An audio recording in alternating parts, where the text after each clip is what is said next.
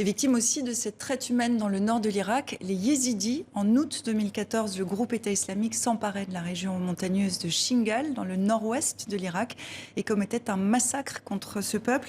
Camille Tello-Vernoux, bonjour. Bonjour. Vous êtes éditrice de La Boîte à Bulles et vous sortez cette BD Shingal. Bienvenue sur TV5 Monde. Dans cette BD, on suit une famille yézidi. Asmaïl et son frère Mazloum, c'est une histoire vraie?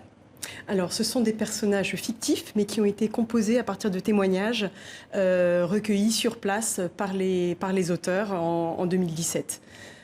Et la BD raconte un épisode qui est assez peu connu, en fait, de cette avancée de l'État islamique. On sait que l'État islamique, le groupe État islamique s'est attaqué aux Yézidis, mais il y a ce moment très précis que raconte la BD. En fait, ce que voulaient faire les auteurs, c'était non pas attirer l'attention sur uniquement les souffrances et poser les Yézidis comme des victimes, mais vraiment montrer la résistance farouche de ce peuple et la manière dont, une fois qu'ils se sont réfugiés dans leur montagne, qui est Shingal, donc. Shingal, d'où le titre de la bande dessinée.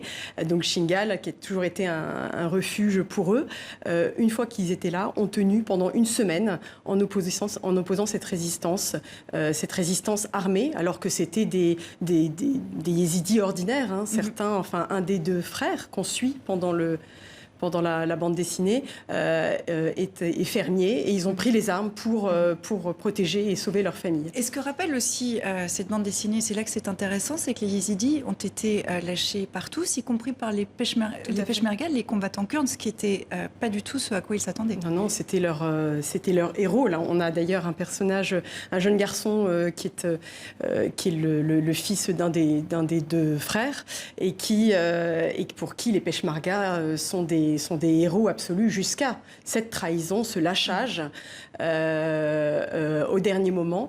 Et c'est justement un des faits sur lesquels aussi qu'ont voulu montrer les auteurs, à savoir ces événements qui ont souvent été passés sous silence, et le lâchage des Peshmerga qui a obligé les Yézidis à prendre les armes et pour attendre des secours venus de l'extérieur, au bout d'une semaine seulement. D'ailleurs, le secours viendra du même côté, mais on signalera que la responsabilité du retrait des combattants kurdes, des Peshmerga, n'est toujours pas établie.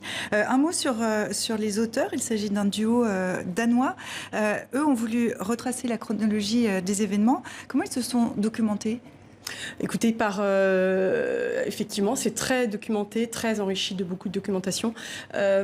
Ils ont été donc sur place, ils ont mené leur enquête.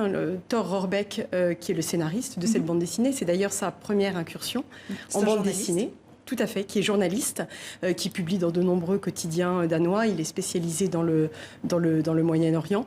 Et donc, ils ont recueilli de nombreux témoignages sur place en essayant d'opposer les points de vue et de se faire leur propre idée. Ils ont lu énormément de livres.